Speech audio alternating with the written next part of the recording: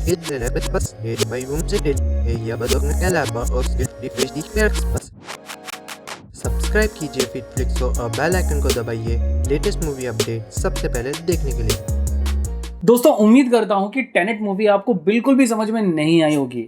उम्मीद क्या करना, मुझे पक्का यकीन है कि आपको घंटा भी मूवी समझ में नहीं आई होगी। अगर नहीं आई है तो फिकर नॉट, क्योंकि इस वीडियो में मैं आपको टेनेट मूवी स्टार्ट से लेके एंड तक अच्छे तरीके से समझाऊंगा। सो इस वीडियो में ढेर सारा स्पॉइलर होने वाला है और अगर आपको स्पॉइलर फ्री रिव्यू देखना है तो आप यहां पर क्लिक करके हमारा स्पॉइलर फ्री रिव्यू टेनेट का देख सकते हैं। So without any further ado let's get started. And one more thing, इस वीडियो में कोई भी गिव अवे नहीं है, सिर्फ रिव्यू में गिव अवे मिलेगा।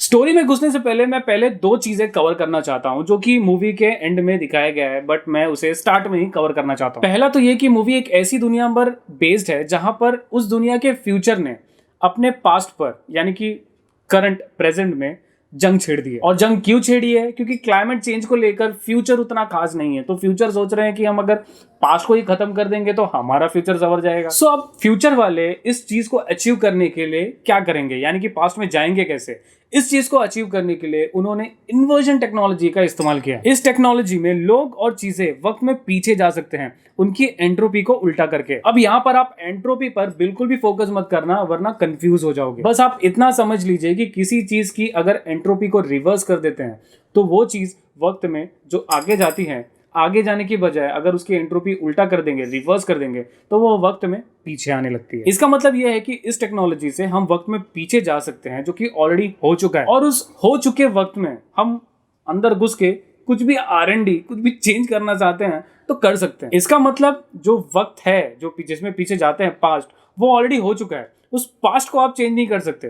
पास्ट में जो घटनाएं हुई हैं उसमें थोड़ी बहुत R&D आप कर सकते हैं। इसका सिंपल सा मतलब क्या हुआ कि ये जो पूरी मूवी हम देखते हैं ये ऑलरेडी हो चुकी है। जो भी इवेंट्स मूवी में होते हैं वो ऑलरेडी हो चुके हैं, प्री डेस्टिन्ड है। यानी कि हमारा जो हीरो है स्टार्टिंग में उसे कुछ पता नहीं होता, फिर वो आगे जाता है, जो भी चीजें होती हैं वो प्री डेस्टिन्ड है, वो चेंज नहीं होंगी। तो चलिए अब मूवी की स्टोरी में घुसते हैं। हमारे प्रोटैगनिस्ट जिनका असल नाम मतलब रियल नाम रियल लाइफ में जॉन है, तो मैं उनको जॉन ही बुलाऊंगा क्योंकि प्रोटैगनिस्ट थोड़ा ज्यादा बड़ा हो जाता है। So I will keep it simple और मैं उनको इस वीडियो में जॉन बुलाऊंगा। जॉन एक CIA एजेंट है जो कि किसी चीज की तलाश में है जो कि उन्हें ओपेरा हाउस जो कि रशिया में है वहां मिलेगी, जहां पर कुछ टेररिस्ट नाम के लिए वहां लोगों को बंदी बनाकर रखे हैं, बल्कि उनका असली मकसद उस चीज को हासिल करना है जो कि जॉन भी चाहते हैं। वैसे आपको बता दूं कि जो इस ओपेरा हाउस का टेररिस्ट अटैक इस मूवी में दिखाया गया है वो एक्चुअल में रशिया में हुआ था। 2002 में रशिया के मॉस्को थिएटर में कुछ टेररिस्ट लोगों ने 850 लोगों को बंदी बना लिया था। और जिस तरीके से इस मूवी में गैस द्वारा सबको बेहोश करके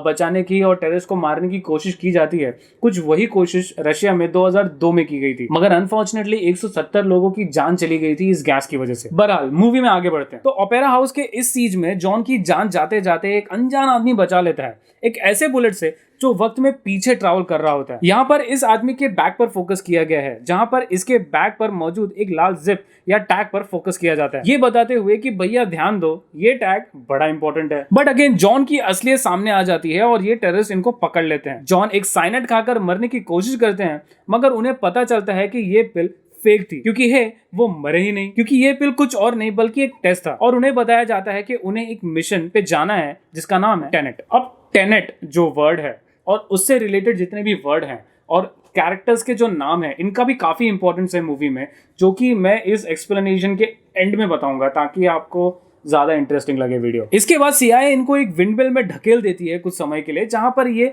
पुशअप्स एक्सेट्रा करते रहते हैं। तो मूवी में इसका कारण नहीं बताया गया, बट ये इसलिए किया गया ताकि उस वक्त पर जो फ्यूचर जॉन है जो पास्ट में आएंगे और R&D करेंगे तो ये दोनों एक दूसरे से इंटरेक्ट ना करें। क्योंकि मूवी के आगे सीन में हमें बताया गया था कि अगर आप रिवर्स होकर अपने पास्ट को छू लेते हैं तो कयामत आ सकती है। सो दैट इज व्हाई हम देखते हैं इनको विंडमिल के अंदर ही बैठे रहते हैं, टाइम पास करते रहते हैं, पुशअप्स करते रहते हैं। मूवी में बताया नहीं गया बट उसका मकसद यही था कि वो फ्यूचर जॉन से इस जॉन को अलग रख सकते हैं। यहाँ से जॉन बारबरा से मिलते हैं, जिनको इनके साथ साथ यानी कि जॉन के साथ साथ साला हमको भी ये समझाना है कि मूवी में अब तक चल क्या रहा था, जो कि जॉन को ये बताती है कि जो बुलेट जॉन ने ओपेरा हाउस में एक्सपीरियंस किया वो एक इन्वर्टेड बुलेट है, जो कि उन कई चीजों में से एक है जो कि उन लोगों ने पता लगाया है जो कि वक्त में पीछे ट्रैवल करते हैं, और जो लोग वक्त में आगे जा रहे हैं वो लोग इन चीजों से इंटरैक्ट कर सकते हैं, मगर उनको ये इमेजिन करना पड़ेगा कि वो रियली उस ऑब्जेक्ट के साथ इंटरैक्ट करना चाहते हैं। जैसे हमें एक एग्जांपल के तौर पर एक इन्वर्टेड बुलेट को वापस उठाने के लिए उनको ऐसा दिखाना होगा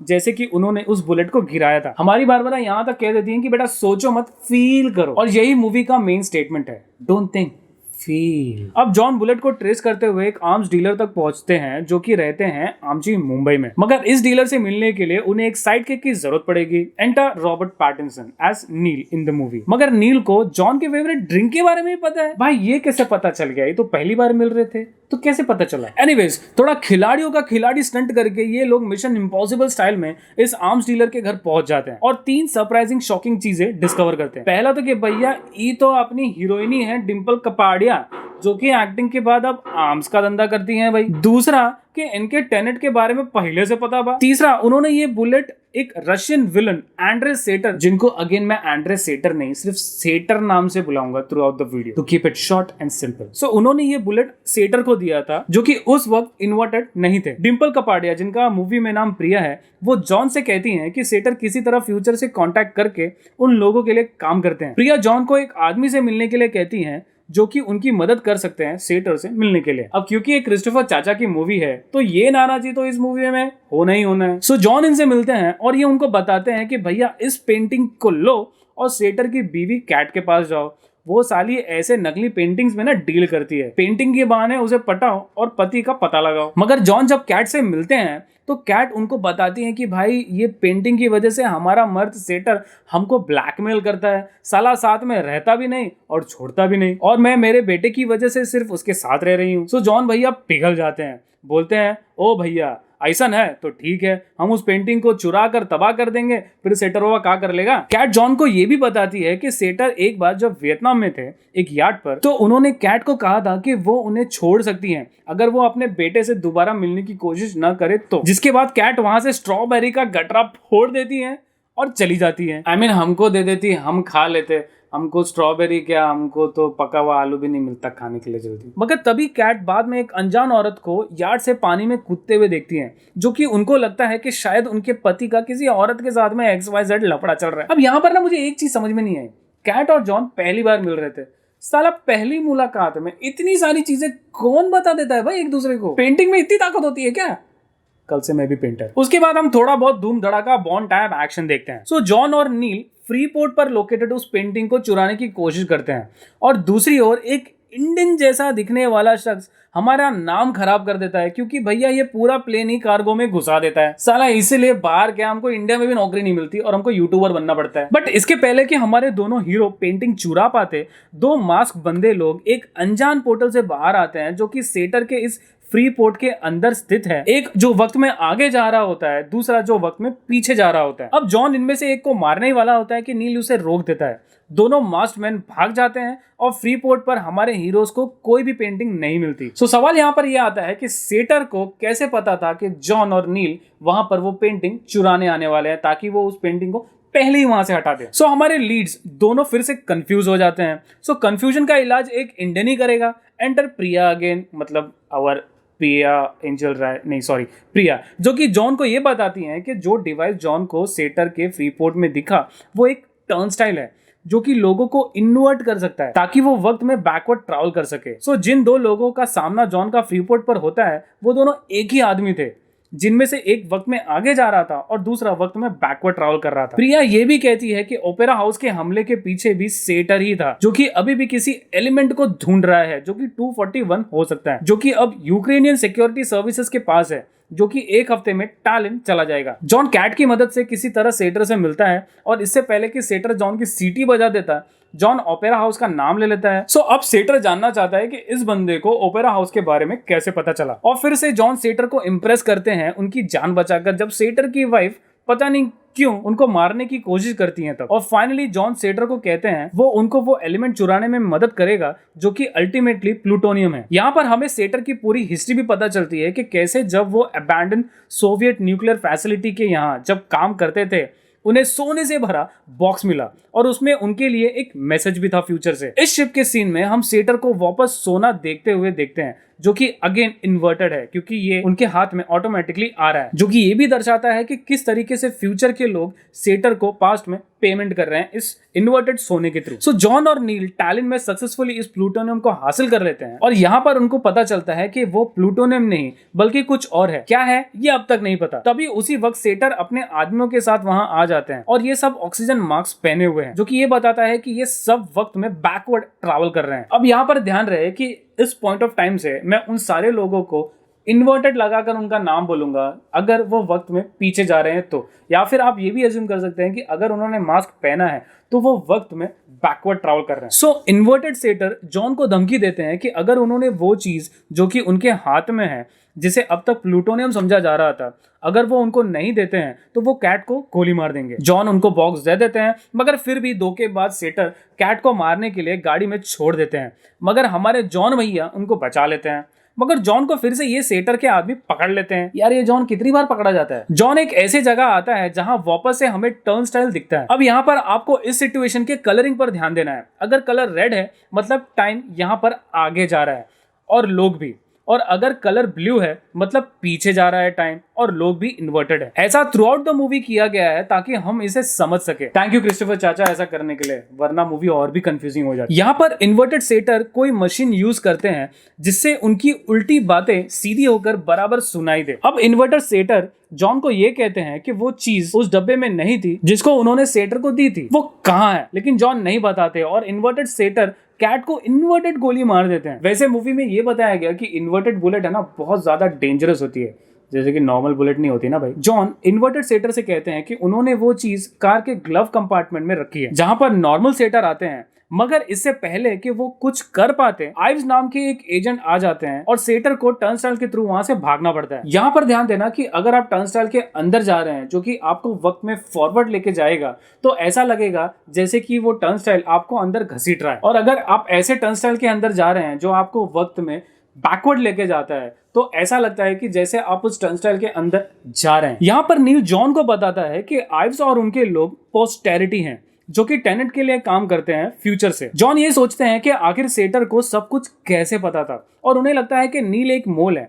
यहाँ पर आइव्स जॉन को कहते हैं कि सेटर कुछ लोगों को वक्त में आगे और कुछ लोगों को वक्त में पीछे भेज रहे हैं जिसे टेम्परल पिंसर मूवमेंट कहा जाता है। एनीवेज जॉन के पास एक आइडिया होता है कि अगर वो सेटर का पीछा करेंगे टर्नस्टाइल के थ्रू तो उनको वो एलिमेंट भी मिल जाएगा और कैट की जान भी बच जाएगी क्योंकि उनकी बॉडी इन्वर्ट हो चुकी होगी। तो एक तरह से वो एक नॉर्मल बुलेट बन जाएगा और कैट बच जाएंगी। यहाँ पर जॉन को टर्नस्टाइल के बारे में और इन्वर्ट होने के बारे में थोड़ा नॉलेज दिया जाता है। जैसे आप अगर इन्वर्ट होते हैं तो ऑक्सीजन मास्क जरूरी लगाना है, और जब आप इन्वर्ट हो तो फिजिकली अपने पास्ट सेल्फ को टच नहीं करना है, और हीट ट्रांसफर उल्टा काम करता है, मतलब जहां पर आप जलने वाले हो वहां पर ठंड लग जाएगी और जहां पर ठंड लगने वाली है वहां पर जल जाओगे। सो जॉन टर्नस्टाइल से बाहर जाते हैं और बैकवर्ड जाते हैं टाइम में। सो जॉन अब इन्वर्टेड जॉन है जो कि वो एक कार में बैठ जाते हैं, वही सिल्वर कार जिसे हम पलटी होते देखते हैं पहले। अब यहाँ पर बताया नहीं गया बट ये हमें अज्यूम करना है कि अगर कोई इन्वर्टेड बंदा एक गाड़ी में बैठता है तो वो गाड़ी भी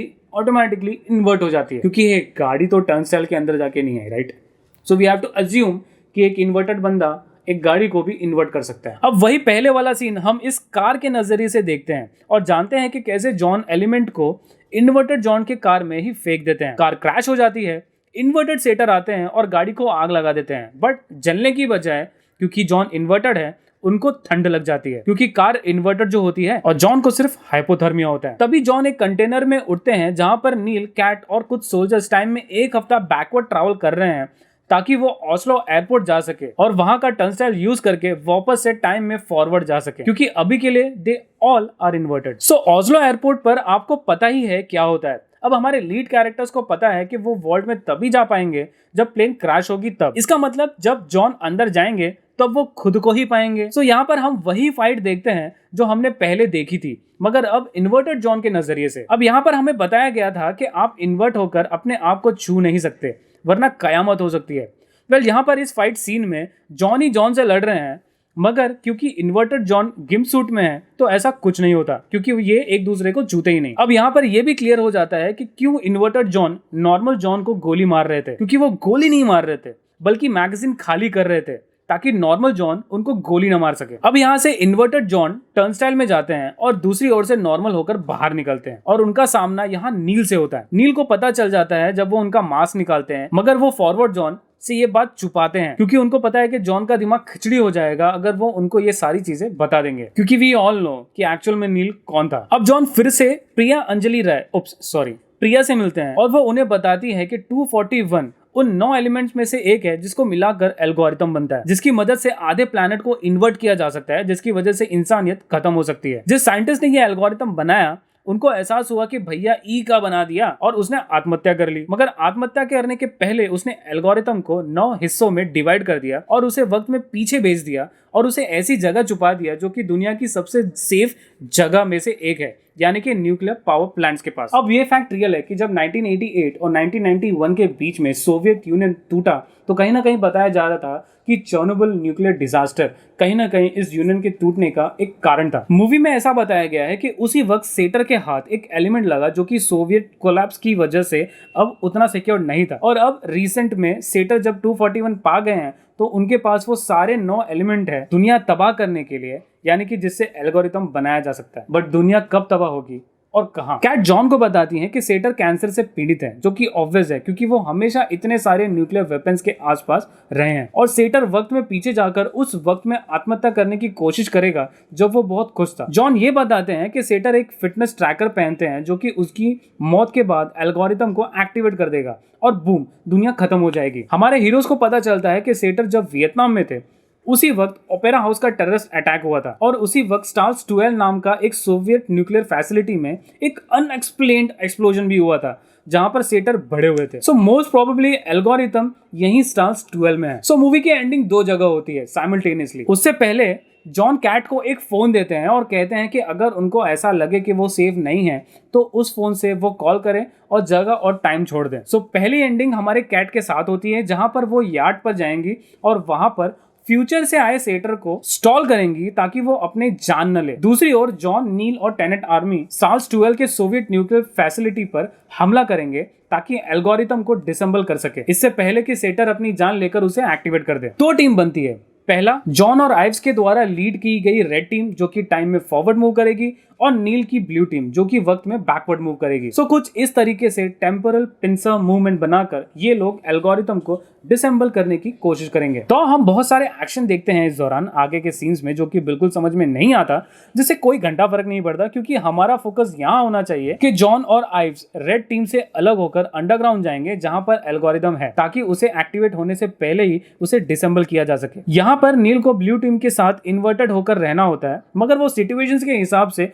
बार बार इन्वर्ट और फिर रिवर्ट होते रहते हैं। सो क्या होता है, वियतनाम में फ्यूचर कैट यार्ड पर आती हैं जस्ट जब पास्ट कैट वहां से निकल रही होती हैं, और पास्ट सेटर वहां से हेलीकॉप्टर से जा चुके होते हैं। यहाँ पर फ्यूचर कैट फ्यूचर सेटर के साथ लग जाती हैं। रशिया में रेड और ब्लू टीम अपने काम पर लग जाते हैं। वक्त में बैकवर्ड टाइम कर रहे नील जब देखते हैं कि कुछ लोग एक ट्रिप वायर लगा रहे हैं टनल में, तो वो अपने आप को अनइन्वर्ट कर लेते हैं ताकि वो जॉन और आइव्स को वॉर्न कर सके, मगर वो दोनों इनकी आवाज नहीं सुन पाते और ट्रिप वायर ब्लास्ट हो जाता है और जॉन और आइव्स टनल के अंदर ही फंस जाते हैं। वो आगे बढ़ते हैं क्योंकि उनके पास में कोई ऑप्शन नहीं होता, मगर एक लॉक गेट के आगे वो नहीं जा पाते। गेट के उस तरफ सेटर का एक आदमी है, एक ब्लू टीम के आदमी की लाश है, एक बॉम्ब है और एल्गोरिथम है। वियतनाम में फोन के थ्रू किसी तरह सेटर की बात जॉन से होती है। रशिया में जहां पर बॉम्ब जीरो काउंटडाउन की तरफ आगे बढ़ रहा होता है और सेटर का आदमी जब जॉन को शूट करने ही वाला होता है, तो जमीन पर पड़े ब्लू टीम के आदमी की लाश जिंदा हो जाती है और जॉन के लिए जो बुलेट थी वो उसे लग जाती है। ब्लू टीम का आदमी गेट खोल देता है और रिवर्स में वो वहां से चला जाता है। जॉन भैया अब सेटर के आदमी को पीट देते हैं। यहाँ पर जॉन एक और चीज नोटिस करते हैं कि इस आदमी यानी कि ब्लू टीम के मेंबर की लाश जो जमीन पर पड़ी होती है उसमें वही रेड टैग होता है जो कि जॉन ने ओपेरा हाउस के सीज में देखा था। जिस बंदे ने इनकी जान बचाई थी उसके बैग में भी रेड टैग था, यानी कि ये बंदा और वो बंदा दोनों सेम थे। वहीं पर वियतनाम में फ्यूचर कैट फ्यूचर सेटर को सच बता देती हैं कि वो पास्ट कैट नहीं बल्कि फ्यूचर कैट है। वही कैट जिसे उन्होंने मारने की कोशिश की थी और अपने बुलेट का घाव भी दिखाती हैं। वो सेटर को गोली मार देती हैं, बट क्या वक्त से पहले गोली मार दी? क्योंकि अभी भी जॉन और आइव्स एल्गोरिथम को सेफली वहां से बाहर नहीं निकाल पाए हैं। रशिया में जॉन और आइव्स एल्गोरिथम पा जाते हैं और जस्ट जब बॉम्ब फटने ही वाला होता है, नील एक चेन के थ्रू बड़ी आसानी से जॉन और आइव्स को वहां से निकाल लेते हैं। ये the world is now safe. Russia में जॉन, आइव्स और नील एल्गोरिथम के 3 हिस्से कर देते हैं और अलग हो जाते हैं। आइव्स सजेस्ट करते हैं कि वो अपने हिस्से को कहीं दफना दे और अपने आप को गोली मार ले ताकि किसी को एल्गोरिथम के हिस्से न मिले कभी। नील अपने हिस्से को जॉन को दे देते हैं और कहते हैं कि वो जॉन को बहुत पहले से जानते हैं और ये भी बताते हैं कि वो जॉन ही थे जिन्होंने नील को टेनेंट ऑर्गेनाइजेशन के लिए रिक्रूट किया था। नील जब टर्नस्टाइल के लिए वापस जा रहे होते हैं तब जॉन का ध्यान नील के बैकपैक पर जाता है। उसमें वही लाल टैग होता है जो कि टनल में लाश के बैग में थी और यही लाल टैग जॉन ने ओपेरा हाउस के सीज में उस बंदे के बैग पर भी देखा था जिसने जॉन को बुलेट से बचाया था। ओह माय गॉड, मतलब ये बंदा कोई और नहीं, नील था। इसका मतलब ये है कि इसी करंट वक्त में नील के ढेर सारे वर्जन्स हैं, थोड़े टाइम में फॉरवर्ड और थोड़े टाइम में इन्वर्टेड, जो कि किसी ना किसी तरह सिर्फ एक ही काम कर रहे हैं, जॉन की जान बचाना। जैसे ओपेरा हाउस में, यहाँ टनल में जाने से पहले, यहाँ टनल के गेट के पास में, सब जगह। मूवी में कुछ वक्त बाद कैट अपने बच्चे को स्कूल छोड़ रही होती है जब उन्हें एहसास होता है कि उनकी जान खतरे में है। वो तुरंत उस फोन का यूज करती है जो कि जॉन ने उन्हें दी थी और कैट सही थी। प्रिया वहां मौजूद थी कैट को मारने के लिए, क्योंकि कैट को टेनेंट के बारे में हद से ज्यादा पता था, इसीलिए प्रिया उनको मारना चाहती थी। मैसेज मिलने पर फ्यूचर जॉन टाइम में ट्रैवल करके आते हैं और प्रिया को गोली मार देते हैं। और फाइनली ये रिवील होता है कि इस सारे ऑपरेशन के मास्टरमाइंड वही थे, यानी कि जॉन, यानी कि हमारे प्रोटैगनिस्ट भैया। मूवी खत्म। अब आते हैं टेनेंट वर्ड पर और जानते हैं कि ये टेनेंट वर्ड आया कैसे और इस वर्ड के साथ साथ कैसे कई सारे वर्ड इसके साथ में जुड़े हुए हैं और कैसे कई सारे कैरेक्टर्स भी इसके साथ में जुड़े हुए हैं। ये वर्ड आता है सेटा स्क्वायर से, या फिर इसका उल्टा करके हम कह सकते हैं रोटा स्क्वायर से, जो कि एक 5 वर्ड का पैलिंड्रोम है। पैलिंड्रोम एक शब्द हो सकता है, एक कैरेक्टर हो सकता है, जिसे जब सीधा या उल्टा अगर पढ़ा जाए तो भी वो सेम ही रहता है। जैसे नितिन, यानी कि सीधा भी पढ़े तो नितिन, उल्टा भी पढ़े तो नितिन, जो कि मेरे चचेरे भाई का नाम है। और अगर आपने मूवी में ध्यान दिया तो वक्त में सीधा जाते हैं और वक्त में बैकवर्ड भी ट्रैवल करते हैं, same like this word palindrome word. अब मूवी में इस सेटा स्क्वायर को यूज किया गया है, यानी कि इसके सारे 5 वर्ड मूवी में यूज किए गए हैं किसी न किसी तरीके से। जैसे आंड्रेस सेटर को ही ले लो, सेटर इनका सरनेम है जो कि हमारे मेन विलन है और सेटर का मतलब होता है फाउंडर, और मूवी में ये फाउंडर ही होते हैं जो कि सारे 9 एलिमेंट्स को ढूंढते हैं और फाइनली एल्गोरिथम बनाते हैं। दूसरा वर्ड है ओपेरा, जो कि ऑब्वियस है, ओपेरा हाउस से रिलेट करता है। वहीं पर अगर इस वर्ड को उल्टा कर दिया जाए तो हो जाता है अरीपो। अरीपो उस बंदे का नाम था जिन्होंने फेक पेंटिंग कैट को बेची थी। तीसरा वर्ड ऑब्वियसली है टेनेंट, जिसका एक्चुअल मीनिंग है टेनेट। एंड अगेन मूवी के एंड में हम देखते हैं कि कैसे 10 मिनट्स में ये मूवी खत्म होती है। 10 मिनट्स में फॉरवर्ड में और 10 मिनट्स में बैकवर्ड। सो दोस्तों, ये थी टेनेट मूवी की कहानी। जितना आसानी से हो सका उतना आसानी से मैंने आपको इसकी स्टोरी समझाने की कोशिश की है। वीडियो थोड़ी लंबी है बट ऑब्वियसली नेसेसरी था। सो दोस्तों, उम्मीद करता हूँ कि आपको हमारा ये एंडिंग एक्सप्लेनेशन वीडियो पसंद आया है, और अगर आपको हमारे ऐसे एंडिंग एक्सप्लेनेशन वीडियोस, हमारे movie reviews, series reviews, Netflix, Amazon, Hotstar, YouTube premium etcetera offers अगर पसंद आते हैं, और अगर आपको हमारे नेटफ्लिक्स के गिव अवे पसंद आते हैं, बुक बाय शो वाउचर के गिव अवेज पसंद आते हैं, और अगर आप चाहते हैं कि हम ये सारी चीज़ें देते रहें आपको, तो प्लीज़ हमारे चैनल को सब्सक्राइब करना ना भूलें, और हाँ, बेल आइकन दबाना बिल्कुल ना भूलें। अंत तक वीडियो देखने के लिए धन्यवाद। Stay home, stay safe.